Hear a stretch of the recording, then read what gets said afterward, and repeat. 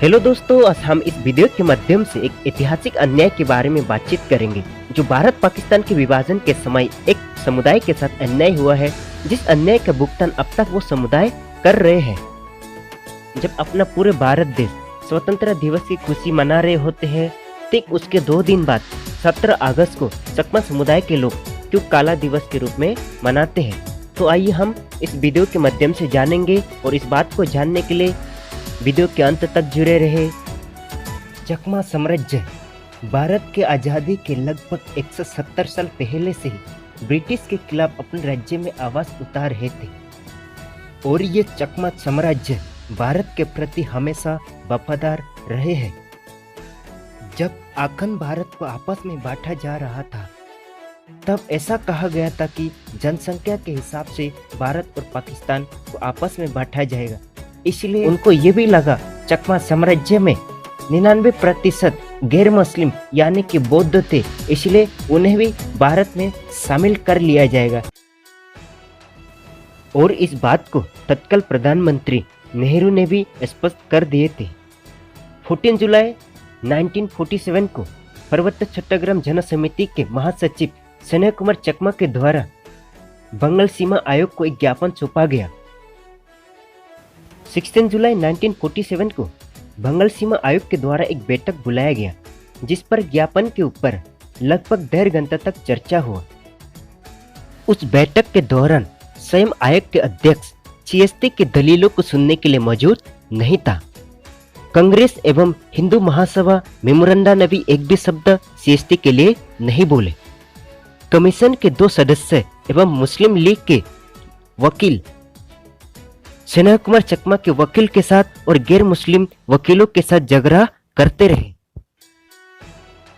इसके बाद स्नेह कुमार चकमा नेहरू एवं पटेल जी के सामने इस बात का नाराजगी जताए। फिर बाद में पता चला भारतीय स्वतंत्रता अधिनियम 1947 में से रेडक्लिफ ने 7 पन्ने हटा दिए थे एवं सरदार जी के द्वारा लिखित पत्र को डस्टबिन में फेंक दिया गया था।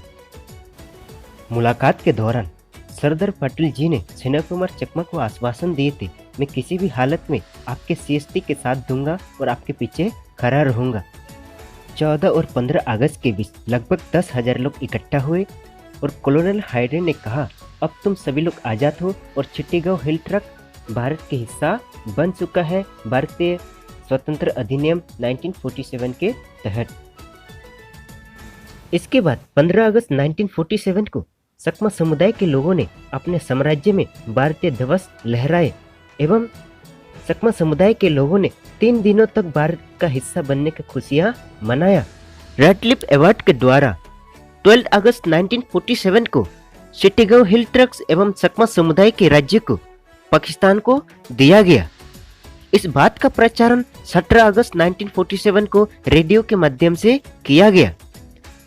जब इस बात का प्रचारण हुआ तो उस समय चिट्टीगांव हिल ट्रक के लोग बहुत ज्यादा दुखी हुए और तत्काल वहां पर पाकिस्तानी फौज पहुंचकर भारत के झंडा को नीचे गिरा दिया गया एवं बहुत सारे बेगुनाह नेताओं को गिरफ्तार कर लिया गया ताकि वो आगे जाकर किसी प्रकार के विद्रोह न करे। 19 अगस्त 1947 को चकमा जन नेताओं के द्वारा एक आपातकालीन बैठक बुलाया गया। उस बैठक के दौरान सभी लोगों ने एक प्रस्ताव पारित किया, जिसमें रेडक्लिफ अवार्ड को जोरदार विरोध करना एवं जरूरत पड़े तो पाकिस्तान के विरुद्ध विद्रोह कर देना। और तीसरा प्रस्ताव ये था, स्नेह कुमार चकमा को तत्काल वहां से बाहर निकल जाना चाहिए और भारत से सभी प्रकार की सहायता की मांग करना चाहिए और उन्हें किसी भी हालत में पाकिस्तानी आर्मी के द्वारा गिरफ्तार नहीं होना चाहिए। जन नेता स्नेह कुमार चकमा अपने चकमा साम्राज्य को पाकिस्तान को दिए जाने पर नाराज थे, इसलिए वो भारत में आकर तत्काल उप प्रधानमंत्री से आकर मुलाकात किया सरदार वल्लभ भाई पटेल जी से। सरदार वल्लभ भाई पटेल जी आश्वासन दिए थे कि यदि आप इस पाकिस्तान के खिलाफ लड़ाई लड़ना चाहते हैं तो हम आपको सभी प्रकार से मदद करने के लिए तैयार है, जैसे कि आर्थिक बल और सेना बल, लेकिन मैं किसी प्रकार से पहले निर्णय ले लूं, ये अच्छा होगा यदि आप गांधी और नेहरू जी से जाकर बात करेंगे। स्नेह कुमार चकमा को प्रधानमंत्री नेहरू जी से मुलाकात के लिए लगभग 50 दिन लगे, लेकिन जब चिटागोंग हिल ट्रक्स के लिए मदद मांगा गया तो नेहरू जी को बहुत गुस्सा आया। तुरंत अपने कुर्सी से उठ गए और कहा, क्या आप फिर से भारत में विदेशी रूल लाना चाहते हैं क्या? उनका गुस्सा देखकर स्नेह कुमार चकमा मन ही मन दुखी हुआ और सरदार वल्लभ भाई पटेल जी से बिना मुलाकात किए रंगमट्टी वापस चले गए। चिटागोंग हिल ट्रक्स को पाकिस्तान को दिए जाने पर सभी जनता लोग नाराज थे एवं इस बात का पूर्ण जोर से विरोध कर रहे थे। यहाँ स्नेह कुमार चकमा लगातार भारत सरकार से ये गुहार लगा रहे थे कि चिटागोंग हिल ट्रक्स को पाकिस्तान से निकालकर भारत में मिलाया जाए, जिसके चलते 24 जनवरी 1948 को यूनाइटेड नेशन ऑर्गेनाइजेशन को एक पत्र भेजे एवं गांधी जी, नेहरू जी, पटेल जी, श्यामा प्रसाद मुखर्जी को टेलीग्राम करके इस बात का जिक्र किए।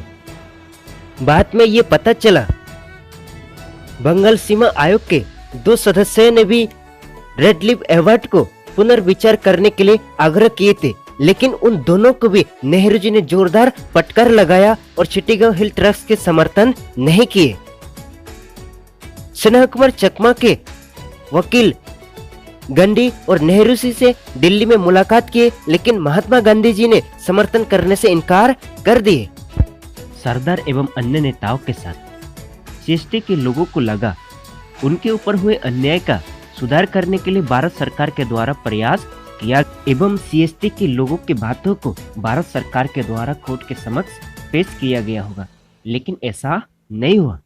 इसलिए चकमा, मरमा, त्रिपुरी, मिजो, गारो, संतल, काशी, मीतेई अनेक सारे समुदायों को पाकिस्तान में न चाहते हुए पाकिस्तान का हिस्सा बनना पड़ा। तो इस प्रकार चकमा साम्राज्य पूरे तरीके से पाकिस्तान के हिस्सा में चले गया। तो इस प्रकार पूरे चकमा साम्राज्य और चकमा नागरिक और चकमा बौद्ध के साथ ऐतिहासिक रूप से एक अन्याय हुआ है। आज भी वो अन्याय का जो है भरपाई नहीं हुआ। आज भी वो लोग दुख और तकलीफ बांग्लादेश में झेल रहे हैं। चकमा जन नेता भारत के बड़े बड़े नेताओं से मुलाकात कर रहे ताकि चकमा साम्राज्य को भारत की ओर मिलाया जाए। इसीलिए चकमा समुदाय को गद्दार नाम से बुलाया जाने लगा और चकमा लोगों के साथ अन्याय, अत्याचार और उनका बहन बेटियों के साथ खुलेआम अन्याय होना शुरू हो गया। चकमा लोगों के घरों को जलाया गया, घर से बेदखल कर दिया गया एवं बौद्ध मंदिर को भी जलाया और बहुत सारे लोगों का कत्लेआम कर दिया गया था। 1971 में भारत की मदद से पूर्व पाकिस्तान एक स्वतंत्र देश बना। जब बांग्लादेश स्वतंत्र हुआ उसके बाद भी स्नेह कुमार चकमा 16 सालों तक फिर से भारत सरकार को चिटागोंग हिल ट्रक्स को भारत में मिलाए जाने का गुहार लगाए, लेकिन उसके ओर भारत के किसी राजनेताओं ने ध्यान नहीं दिए। तो इस प्रकार दोबारा और फिर से न चाहते हुए उन्हें फिर से बांग्लादेश का हिस्सा बनना पड़ा। तो इस प्रकार आज भी बांग्लादेश में चकमा समुदाय एवं अन्य समुदायों के साथ इस प्रकार अन्याय हो रहे हैं। उनके जल, जंगल, जमीनों को छीना जाता है और न्याय मांगने पर किसी प्रकार के न्याय नहीं मिल पाता। आजादी के समय चिटागोंग हिल ट्रक्स एवं चकमा साम्राज्य में 99% गैर मुस्लिम थे। फिर भी गैर कानूनी तरीके से लोगों की इच्छा के विरुद्ध रेड लिप के द्वारा चिटागोंग हिल ट्रक्स एवं चकमा साम्राज्य को पाकिस्तान में दिया गया। इस बात का जोरदार विरोध किसी भारतीय राजनेता ने नहीं किए एवं समर्थन मांगने पर भी किसी राजनेता ने समर्थन नहीं दिए। गांधी, नेहरू जैसे बड़े नेताओं ने चकमा साम्राज्य को भारत में क्यों नहीं मिलाए एवं उन सभी लोगों को क्यों समर्थन नहीं किए? भारत और चीन युद्ध के बाद 1964 में वेस्ट पाकिस्तान से कुछ चकमा समुदाय के लोगों को भारत सरकार के द्वारा स्थायी रूप से बचाने के लिए भारत में लाया गया। उन सभी चकमा समुदाय के लोगों को एक भारत के नागरिक के तौर पर सभी प्रकार की सुख सुविधाएं दिया गया, लेकिन गंदे राजनीति के चलते उन सभी चकमा समुदाय के लोगों से सभी प्रकार के सुख सुविधाएं छीन लिया गया। ये जानकर आपको बहुत हैरानी होगी, उच्चतम न्यायालय के दो बार निर्णय देने के बावजूद भी आज भी चकमा समुदाय के लोगों को 55 साल से ज्यादा हो चुके हैं अपने मौलिक अधिकार से वंचित रखा जा रहा है। इस बात को अच्छे से जानने के लिए चकमा माइग्रेंट केस जो वीडियो है वो डिस्क्रिप्शन में जाकर जरूर देखें। जिस समुदाय के लोगों ने भारत की आज़ादी के लिए अपना बलिदान दिए एवं भारत के प्रति हमेशा ईमानदार बने रहे, उस समुदाय के साथ इस प्रकार ऐतिहासिक रूप से रेडक्लिफ के गैर संवैधानिक निर्णय ने एवं भारत के असहयोगी राजनेताओं के कारण आज 10 से 15 लाख सकमा समुदाय के लोगों को अंधकार में जीवन यापन करना पड़ रहा है एवं सकमा समुदाय के एक परिवार को दो हिस्सा में बांटा गया। तो इस प्रकार 17 अगस्त 1947 को ऐतिहासिक रूप से सकमा समुदाय के साथ अन्याय हुआ है। रेडक्लिफ के गैर संवैधानिक निर्णय एवं भारत के असहयोगी नेताओं एवं अपने भाइयों से विचरने के दुख में और अपने भाइयों के साथ आज जो अन्याय अत्याचार हो रहे उसके विरोध में सकमा समुदाय के लोग भारत में रहने वाले 17 अगस्त को एक काला दिवस के रूप में मनाते हैं। दोस्तों, ये वीडियो को ज्यादा से ज्यादा शेयर करें ताकि देश के हर नागरिक को ये पता चले ऐतिहासिक रूप से किसी एक समुदाय के साथ अन्याय किया गया है। दोस्तों, यदि आप हमारे चैनल पे नए हैं तो हमारे चैनल को जरूर सब्सक्राइब करें ताकि सकमा समुदाय से जुड़ी हर बातें आपके तक पहुंचे। हमें समर्थन करने के लिए बहुत बहुत धन्यवाद।